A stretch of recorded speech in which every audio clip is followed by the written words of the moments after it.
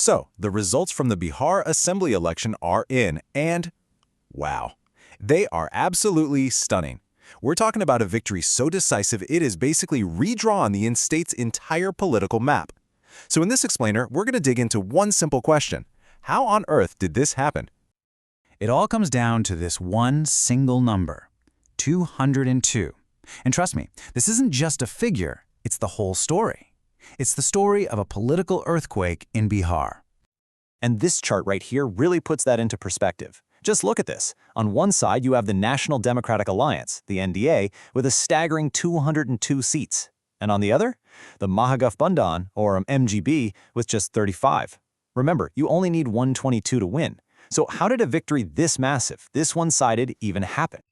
Okay, so to understand the result, we have to look at the context. The election itself took place in two phases, back on November 6th and 11th. And the turnout, it was record-breaking. We're talking 66.91%, with women and young people showing up in huge numbers. And all that participation, well, it delivered a really clear verdict, securing a fifth term as Chief Minister for Nitish Kumar. So let's decode that verdict, shall we?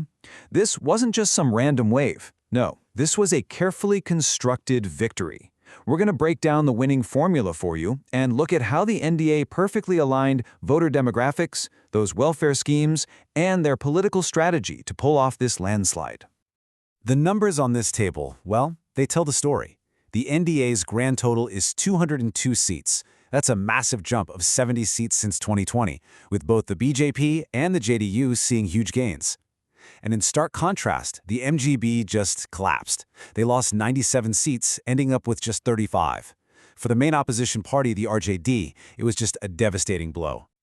This chart here simplifies things beautifully. You can see the NDA secured about 44.5% of the total vote. But here's the really crucial part. That vote share translated into a ridiculously high number of seats, over 83% of the entire assembly. Now, how does that happen? Well, it happened because their support was incredibly consolidated in key regions, which made their votes way more efficient than the opposition's. So who were these voters? Well, the NDA built this really formidable social coalition. They got overwhelming support from upper castes and the super important extremely backward classes, or EBCs, winning 93% of the seats in those areas. Nitish Kumar pretty much locked down the Mahadalit vote, and women, they favored the NDA by a margin of nearly 20%. At the same time, you had other parties that successfully split the Dalit and minority votes that probably would have gone to the opposition. And a major reason for all that support was this. You see, while the opposition was talking about unemployment and crumbling infrastructure, the NDA government was literally putting money directly into people's pockets.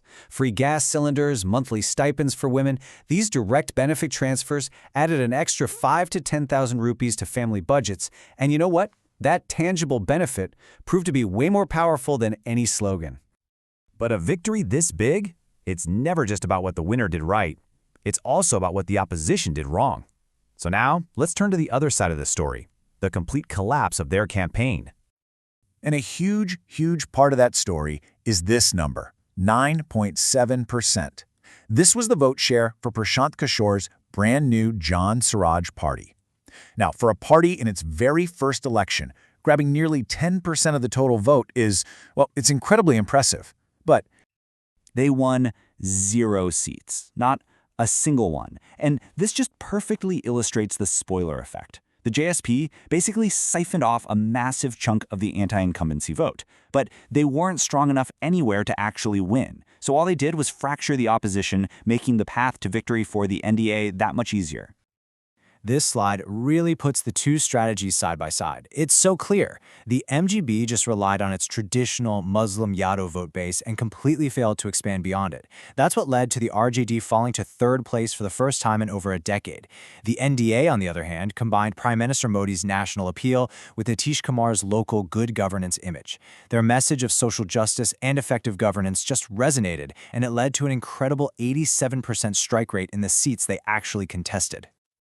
Now, of course, no election this consequential is ever without some controversy. The opposition raised some really serious allegations about the voting process itself, claiming there were irregularities. So we're going to look at both the accusation and the official response and just present the facts as they were reported.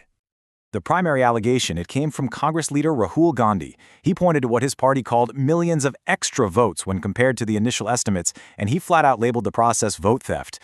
This became the central rallying cry for the opposition as they challenged the results' legitimacy.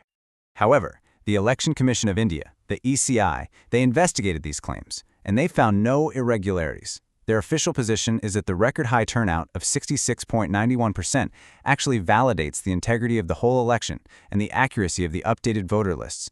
So the crucial point here is you have two completely conflicting narratives about what happened.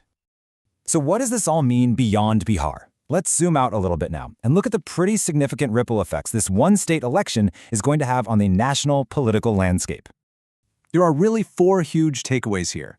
First, in Bihar, it means stability for the NDA government. Second, for the national opposition, it's a disaster, exposing deep cracks in the India alliance. Third, it validates the BJP's national playbook of focusing on welfare delivery. And finally, it really raises questions about India's first-past-the-post electoral system, the winner-takes-all system. The fact that the RJD won almost a quarter of the total vote but only got 10% of the seats, it just shows you how much that system can skew the final results. And all of that leaves us with one final, and I think crucial question. Was this a clear mandate for the NDA's model of welfare governance? Or was it a warning sign?